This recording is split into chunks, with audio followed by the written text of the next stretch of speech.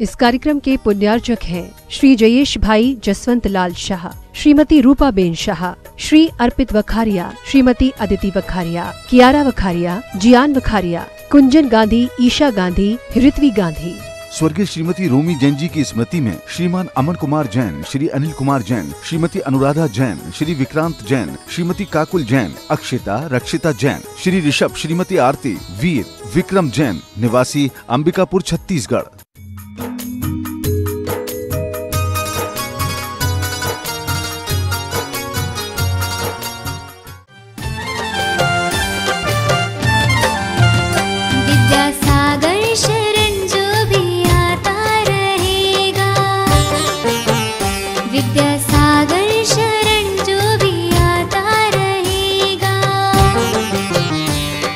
जीवन में वो मुस्कुराता रहेगा, अपने जीवन में वो मुस्कुराता रहेगा। उनके चरणों में जो मन लगाता रहेगा, उनके चरणों में जो मन लगाता रहेगा, उसका जीवन यूं ही जगमगाता रहेगा,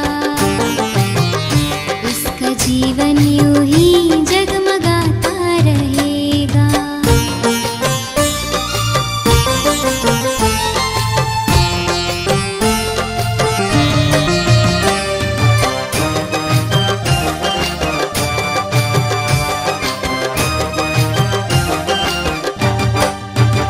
मेरे मुनिवर की माला जपेगा जो नित, गीत खुशियों के जीवन में गाता रहेगा।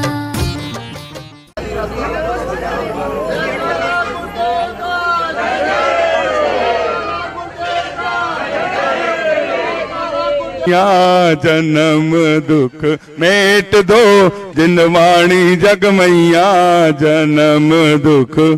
बोलिए द्वादशांग जिनवाणी माता की। हाँ, मंडला परिवार को बहुत बहुत बधाई। आपने एक प्रतिमा के लिए 2,01,000 रुपए की स्वीकृति दी है। सहसकुट के लिए चंद्रगिरी की ओर से साधुवाद।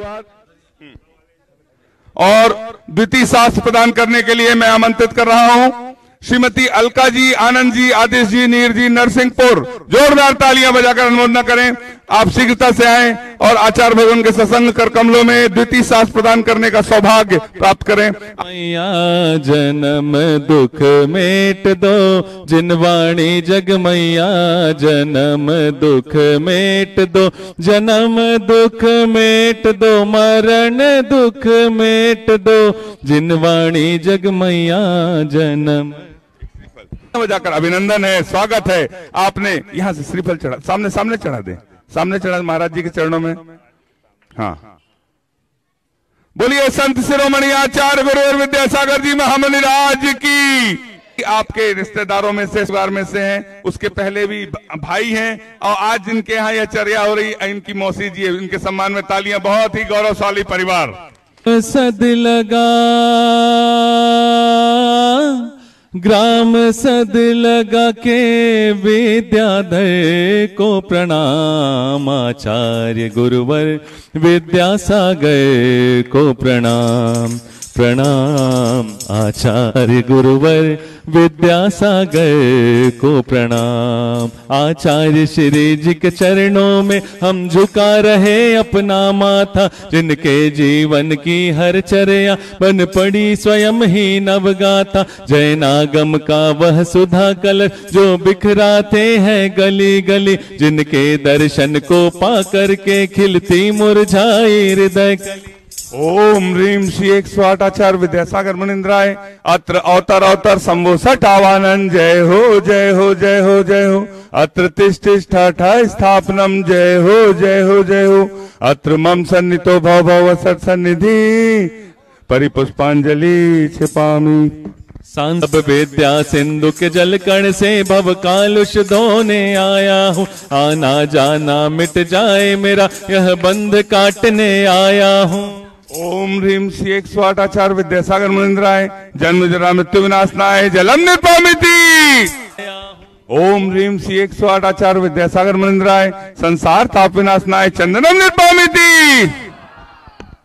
एक रात दुखी मैं होके सो गया था रोते रोते, एक रात दुखी मैं होके सो गया था रोते रोते, सपने में गुरुवर आकर और बोले पास बिठा के कि मैं हूं ना, क्यों चिंता करता है मेरे होते, क्यों डरता है।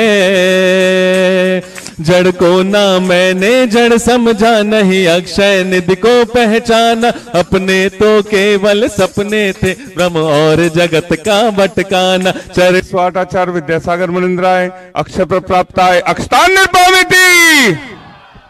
विषय भोग की मदिरा पी मैं बना सदा से मतवाला, तृष्णा को तृप्त करे जितनी उतनी बढ़ती इच्छा ज्वाला। मैं काम भाव विध्वंस हेत मन सुमन चढ़ाने आया हूँ, यह मदन विजेता बन न सके यह भाव हृदय में लाया हूँ। ओम ह्रीम श्री 108 आचार्य विद्यासागर मुनिंद्राय कामबाण विध्वंसनाय पुष्पम निर्पामिति। मरते दम तक सेवा में लगाए रखना, मरते दम तक सेवा में लगाए रखना, इतनी कृपा गुरुवर तुम बनाए रखना। मरते दम तक सेवा में लगाए रखना, अब और अधिक ना भटक सकूं यह अंतर्बोध जगाऊं।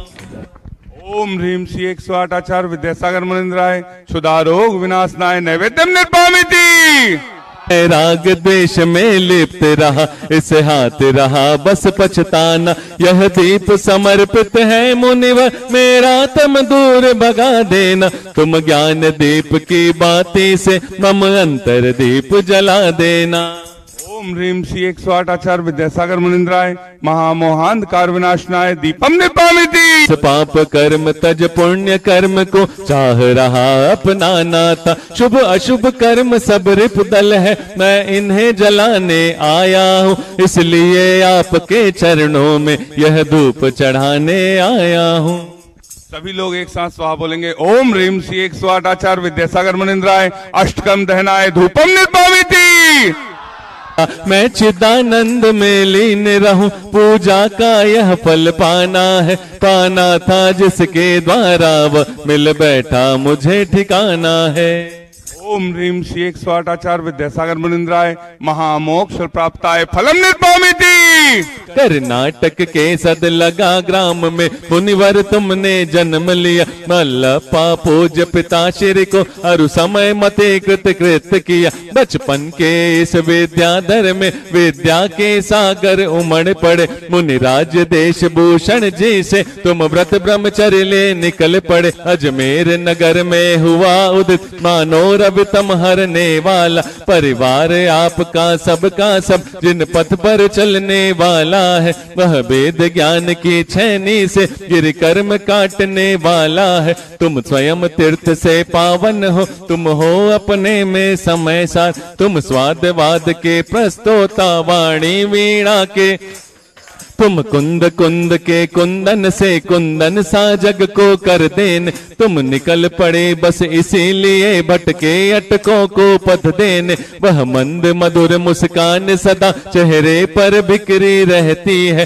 वाणी कल्याणी है अनुपम करुणा के झरने झरते हैं। तुम में कैसा सम्मोहन है या है कोई जादू टोना, जो दर्श आपके कर जाता नहीं चाहे कभी बिलग होना। इस अल्प उम्र में भी तुमने साहित्य सृजन अति कर डाला, जैन गीत गागर में तुमने मानो सागर भर डाला है। शब्द नहीं गुण गाने को, गाना भी मेरा अनजाना, स्वर ताल छंद मैं क्या जानू, केवल भक्ति में रम जाना। भावों की निर्मल सरिता में अवगाहन करने आया हूँ, सबका सारा दुख दर्द हरो यह अर्घ भेटने आया हूँ। हे तपो मूर्ति हे आराधक, हे योगेश्वर हे महासन, है अरुण कामना देख सके युग युग तक आगामी वसंत। ओम ह्रीम श्री 108 आचार्य विद्यासागर मुनिंद्राय जय माला पूर्णार्घम निर्पामिति। नमो अरिहन्ताणम् नमो सिद्धाणम् नमो आयर्याणम् नमो उवज्झायाणम् नमो लोये सभ्यसाहूणम्।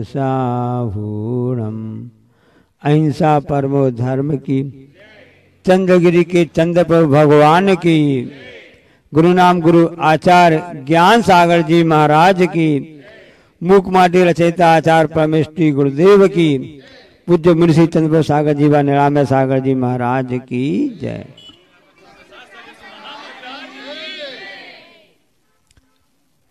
नमामि वीर जिनवरम, नमामि वीर जिनवरम, सत्यम शिवम सुंदरम, नमामि वीर जिनवरम। हे वीरनाथ भगवान, महावीर भगवान, हम आपको प्रणाम करते हैं, नमस्कार करते हैं, क्योंकि आप सत्य हैं, शिव हैं, अर्थात कल्याणकारी हैं, सबका अच्छा करने वाले हैं और सुंदर हैं। ये प्रभु की भक्ति में हम सब ये पंक्तियां पढ़ते हैं। मतलब जो जो सत्य है वह सुंदर है, लेकिन जो जो चमकता है, जो जो सुंदर दिखता है वह सत्य हो ये जरूरी नहीं है। जो चमकता है और जो सुंदर हो वह सत्य ही हो ये कोई आवश्यक नहीं है।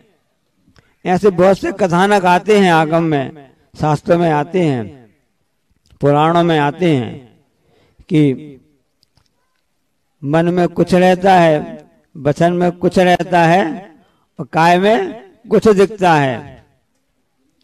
पर्युषण पर्व आते हैं, उसमें जब आजव धर्म आता है तो उसमें ऐसा कहा जाता ना, मन में होए सो वचन उतरिए, वचन होए सो तन सो करिए। चूंकि इन तीनों में एक रूपता नहीं होने के कारण से ही यह अनादिकाल से संसारी जीव संसार में भटकता आया है। अब उन्होंने आमंत्रण पत्र दे दिया, इनविटेशन, निमंत्रण पत्र। नया भवन बना हुआ है, नया भवन मतलब नया विश्राम गृह, नया महल कह सकते हो, एक नया आवास स्थान बना हुआ है, उसमें प्रवेश का भी शुभारंभ होने वाला है। और हमारी इच्छा यह है कि हम आपसे बड़े प्रसन्न हैं और हम आपके लिए गिफ्ट में देते हैं, आपके लिए उपहार स्वरूप देते हैं। अरे तो बहुत अच्छी बात है। लोग अपना खुद का मकान तो बना नहीं पा रहे हैं, और यदि बना बनाया कोई मकान हमको दे दो कितनी अच्छी बात रहती है। अपने घर कुटुंब के बना दे रहे हैं तो और अच्छी बात है। प्रसन्न हो गए, सब अच्छा हो गया।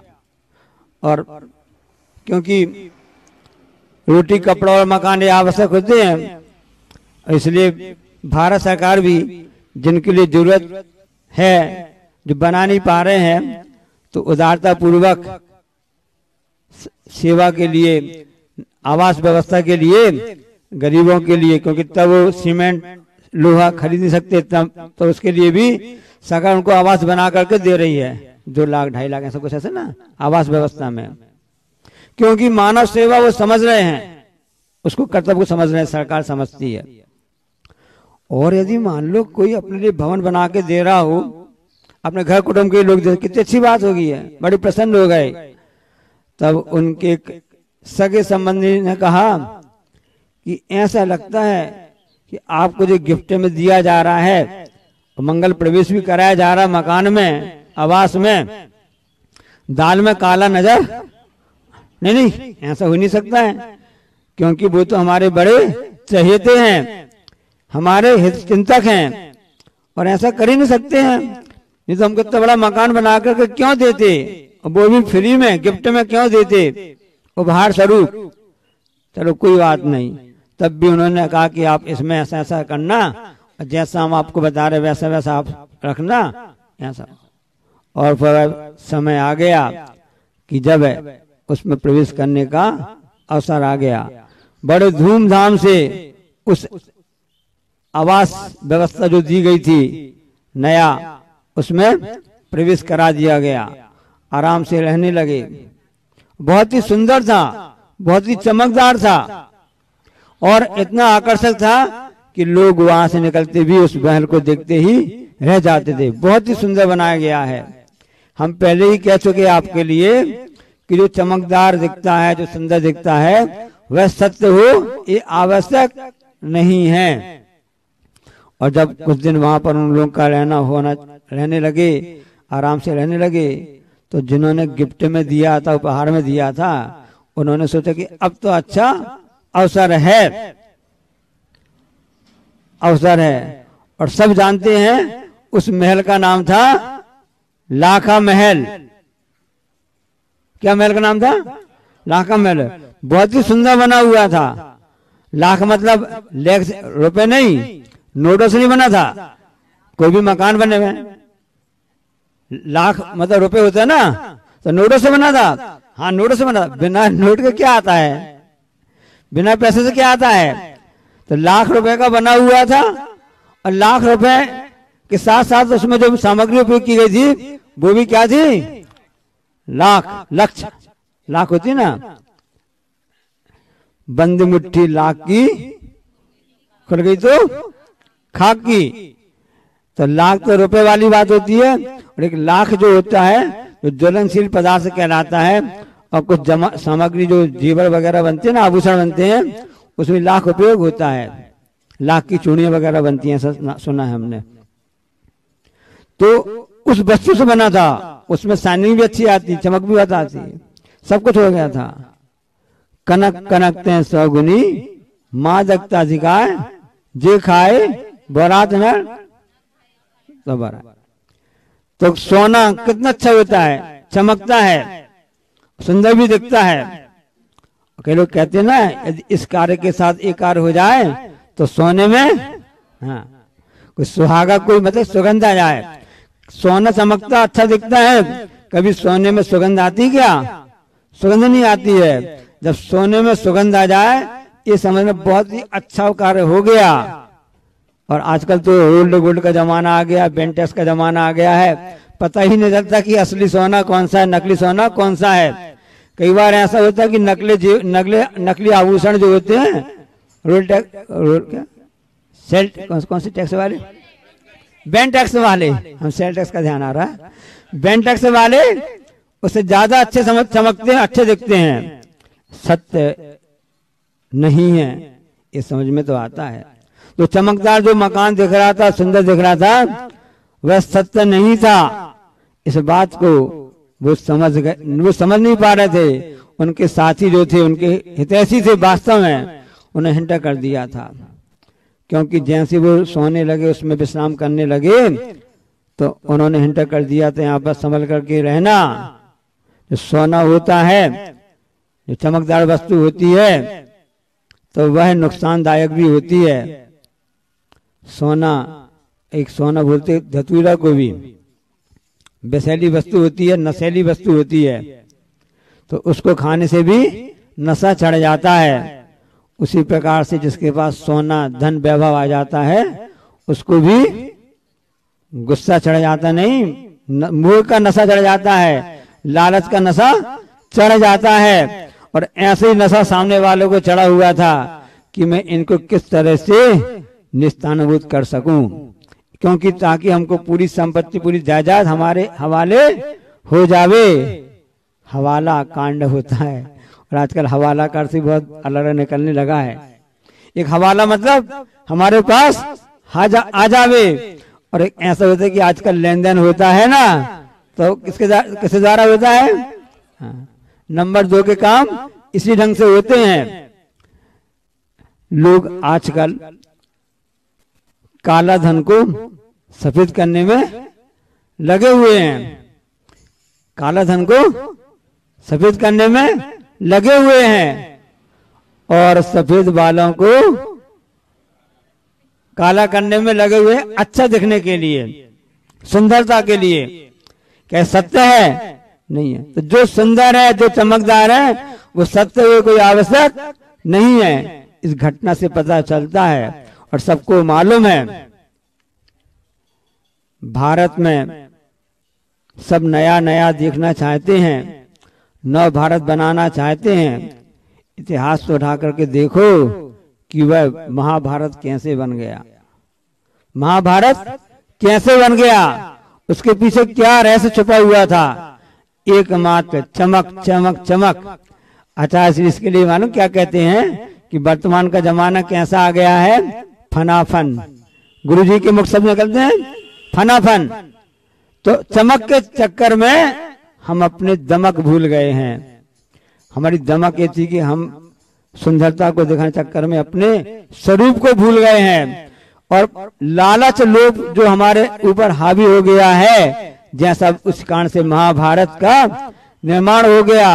और लाखा भवन में ऐसी वस्तु मिलाई गई जो ज्वलनशील थी, और वहां पर वह व्यक्ति जिनके लिए गिफ्ट पुरस्कार में दिया गया था, सम्मान के रूप में दिया गया था, शुभ चिंतक बनकर के दिया गया था।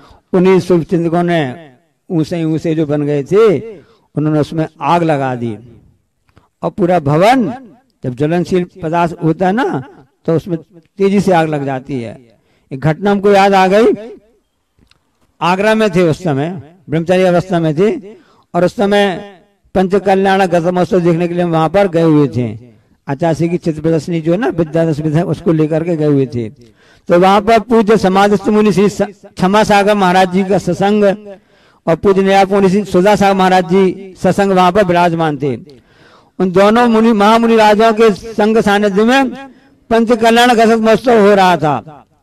और अचानक हम आपको बता दें सत्य घटना कि पूरा उस समय बैनाड़ा परिवार आगे थे, और पूरा मंच थर्मोकोल से बनाया गया था।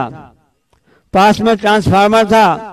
ऐसी कुछ घटना घटी, शॉर्ट सर्किट इसको बोलते ना, और वहां से अग्नि निकली हुई, और देखते देखते पूरा मंच था, थर्मोकोल ज्वलनशील पदार्थ था ना, पूरा 5 मिनट में जलकर खाक हो गया था। मैं सामने प्रत्यक्ष वहां देख रहा था। तो पुण्य की बात थी कि उस समय जन्म कल्याण का जुलूस निकल रहा था।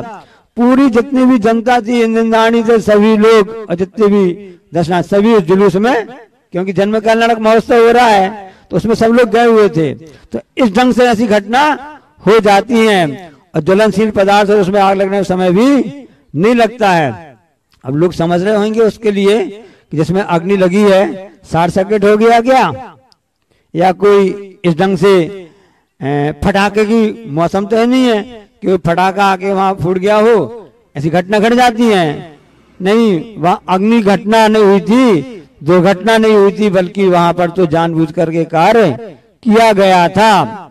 और उनके शुभ चिंतक ने पहले उनको बता दिया था ऐसी घटना घट सकती है, इसलिए सावधान रहना। क्या सावधान रहे, उनको इशारा कर दिया था। जब वहां पर जाके देखा पूरा जलकर खाक हो गया, तो वहां पर हड्डियां मिली,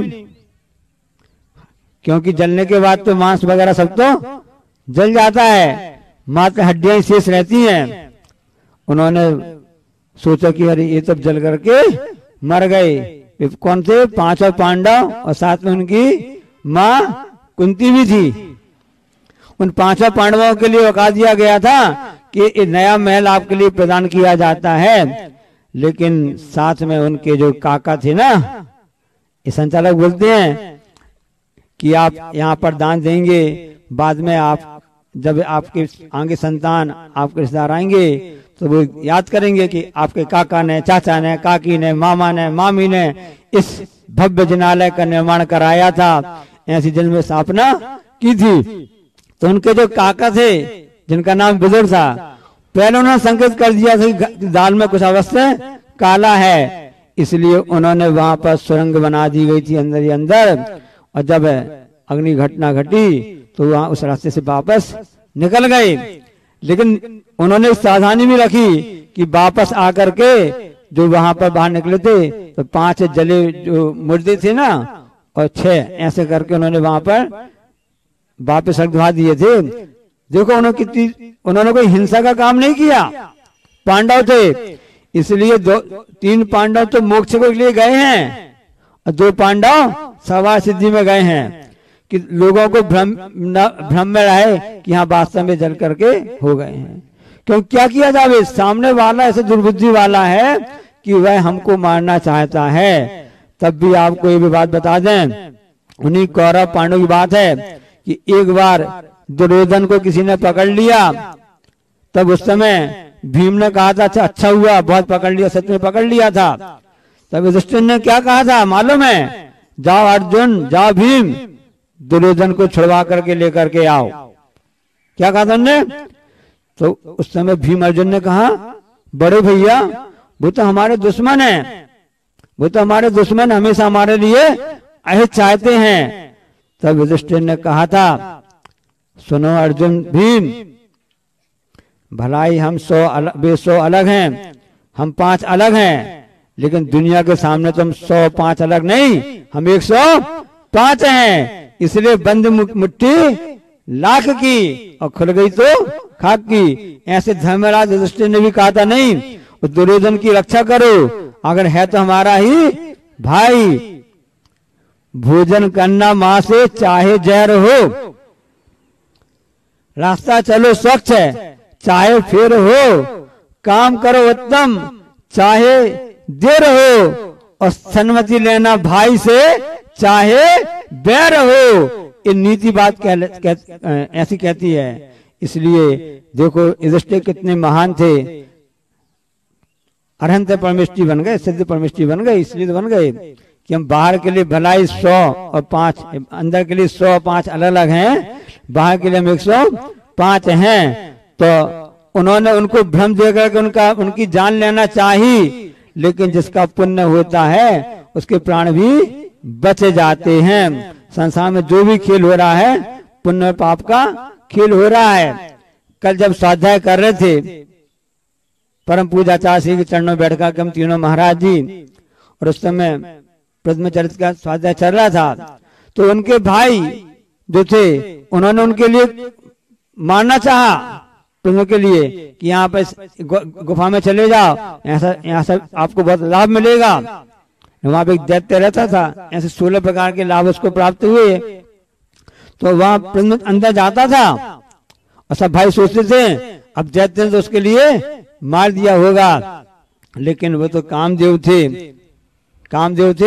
तो वहां पर अंदर जाता है और वहां पर भी उस दैत्य को समाप्त करके, अब दैत्य कहता है कि मैं तो आपका किंकर बन गया हूँ, मैं हार गया हूँ, युद्ध होता ना उसमें हार गया हूँ, मैं आपके लिए समर्पण करता हूँ। छत्र है और से सिंहासन है और भी विद्याएं ऐसा प्रदान करते हैं। तो उनके भाइयों ने सोचा कि इसको अंदर भेज देंगे तो वहां पर मर जाएगा, इसकी आयु पूर्ण हो जाएगी।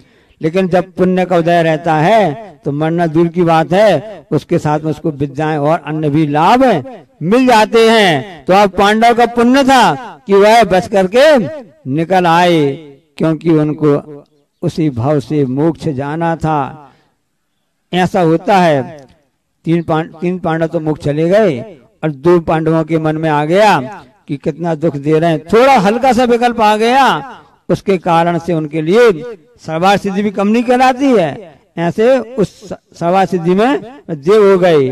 तो जो भी वस्तु सुंदर होती है, चमकदार होती है, वह सत्य नहीं होती है। एक मात्र तो तीर्थंकर भगवंत होते हैं जो कि सत्यम है, शिवम है और सुंदर हैं। वह कामदेव, देखो लोगों ने पूछा कि कामदेव तीर्थंकर दोनों सुंदर होते हैं, दोनों की सुंदरता में क्या अंतर है? कामदेव से बढ़कर कोई भी सुंदर व्यक्ति नहीं होता है, ये सब जानते हैं ना। तो तीर्थंकर से भी सुंदर होते हैं क्या? नहीं, तीर्थंकर भगवान भी सुंदर होते हैं, कामदेव भी सुंदर होते हैं, दोनों की सुंदरता में कोई भी अंतर नहीं है। तो क्या अंतर है? कामदेव को देखकर तो राग के वशीभूत हो जाते हैं।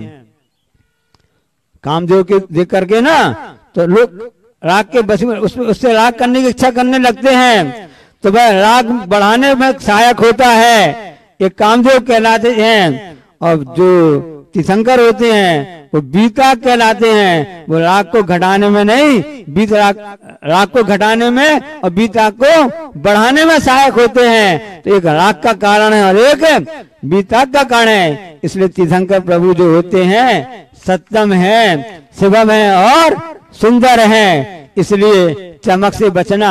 हर चमक वस्तु सुंदर तो हो सकती है लेकिन सत्य नहीं होती है। हमको सत्य को पकड़ना है। सत्य क्या है फिर?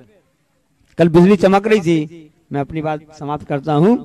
कल बिजली बहुत चमक रही थी ना, और बैसाख के महीने में सावन के महीने का माहौल बन रहा था, आनंद आ रहा था, ऐसा माहौल दिख रहा था। तो कड़कती बिजली ने बोली, एक तपस्वी बैठे हुए थे जंगल में, उस बिजली ने क्या कहा, अरे तपस्वी, मैं तुझको खाक में मिला दूंगा, यदि मैं तुम्हारे ऊपर गिरूं तो मैं तो उसको नष्ट कर सकता हूं, तेरी तपस्या मैं नष्ट कर दूंगी। तो उन तपस्वी साधु ने कहा, बिजली तुम गिर जाओ, कोई बात नहीं है, तुम मुझको तो नष्ट कर सकती हो पर मेरी आत्मा को नष्ट नहीं कर सकती हो। मैं मर जाऊंगा, मैं नहीं मरूंगा, शरीर मर जाएगा, ये आत्मा फिर से उत्पन्न होगी, फिर से अपनी तपस्या चालू कर देगी, लेकिन तू गिर करके तू तो खाक में मिल जाएगी, तू तो नष्ट हो जाएगी। तेरा उद्देश्य दूसरों को नष्ट करना है ना, तो जो दूसरों को नष्ट करने के लिए सोचता है उसको स्वयं को भी नष्ट होना पड़ता है। इसलिए आत्मा अजर अमर है, यही जीवन का सत्य है। ये हमको जो चोला मिला है ये तो आज नहीं तो कल जाने ही वाला है। इसलिए इस सत्य को समझें कि वास्तव में पंच परमिष्टि शरणी हमारे लिए लाभदायक है, वही सत्य है, वही शिव है और वही सुंदर है।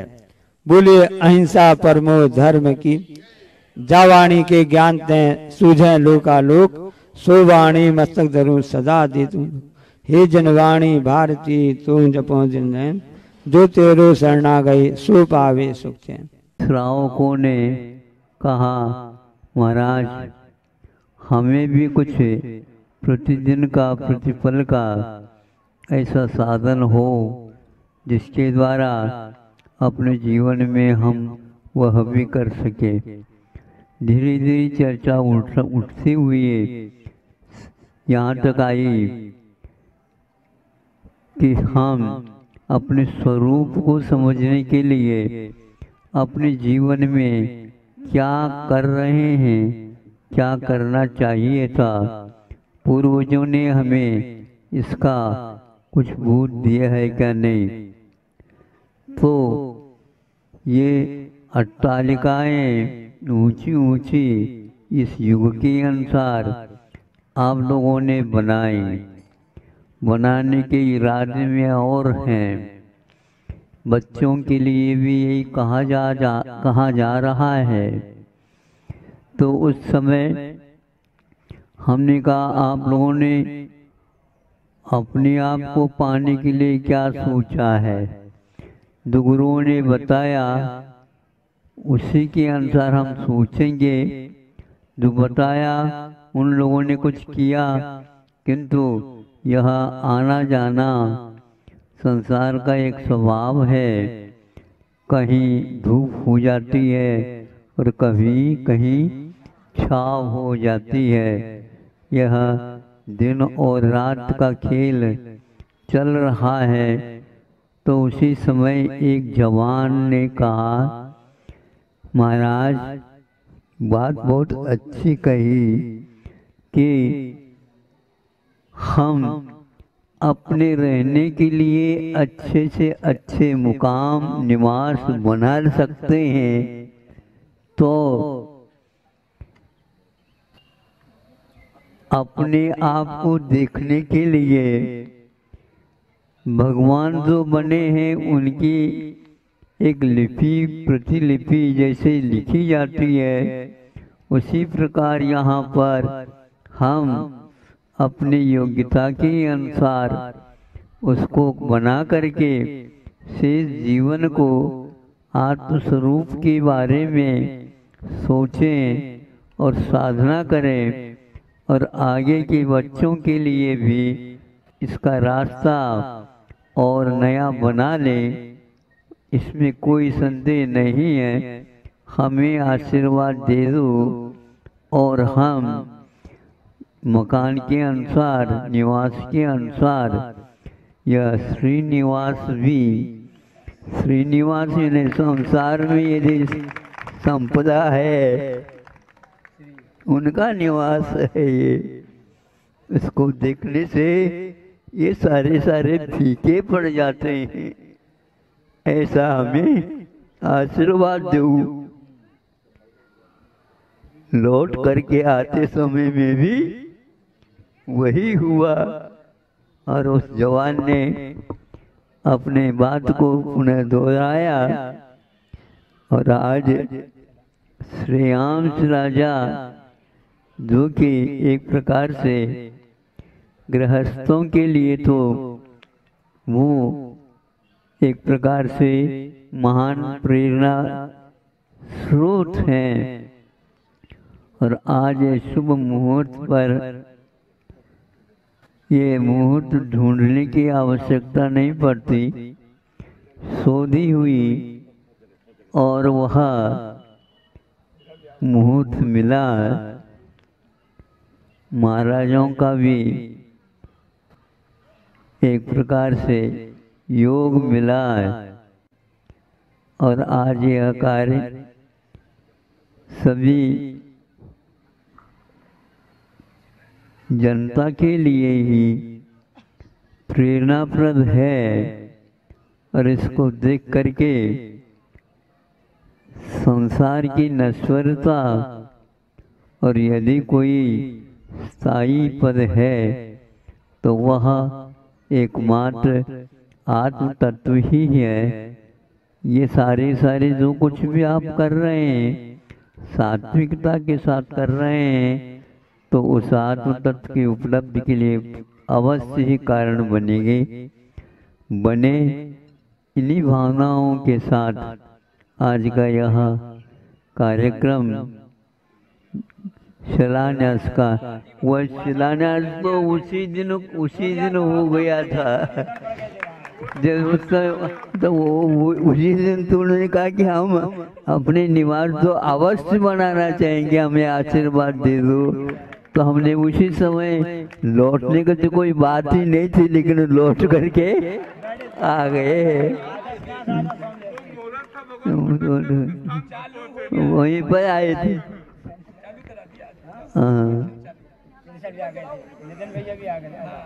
हाँ, योग सब बच्चे मिल जाता है। अहिंसा परमो धर्म की।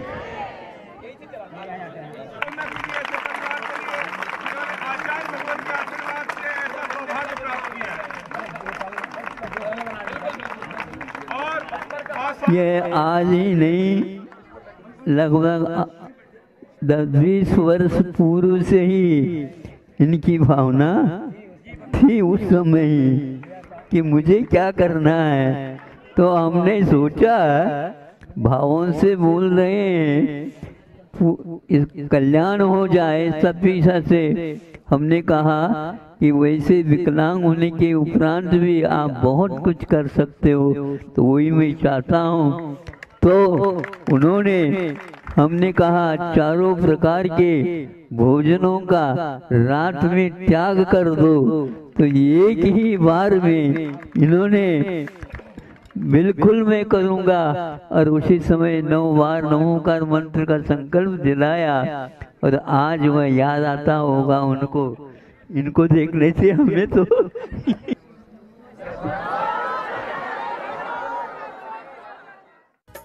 इस कार्यक्रम के पुण्यार्चक थे श्री जयेश भाई जसवंत लाल शाह, श्रीमती रूपाबेन शाह, श्री अर्पित वखारिया, श्रीमती अदिति वखारिया, कियारा वखारिया, जियान वखारिया, कुंजन गांधी, ईशा गांधी, ऋत्वी गांधी। स्वर्गीय श्रीमती रोमी जैन जी की स्मृति में श्रीमान अमन कुमार जैन, श्री अनिल कुमार जैन, श्रीमती अनुराधा जैन, श्री विक्रांत जैन, श्रीमती काकुल जैन, अक्षिता रक्षिता जैन, श्री ऋषभ, श्रीमती आरती, वीर विक्रम जैन, निवासी अंबिकापुर छत्तीसगढ़।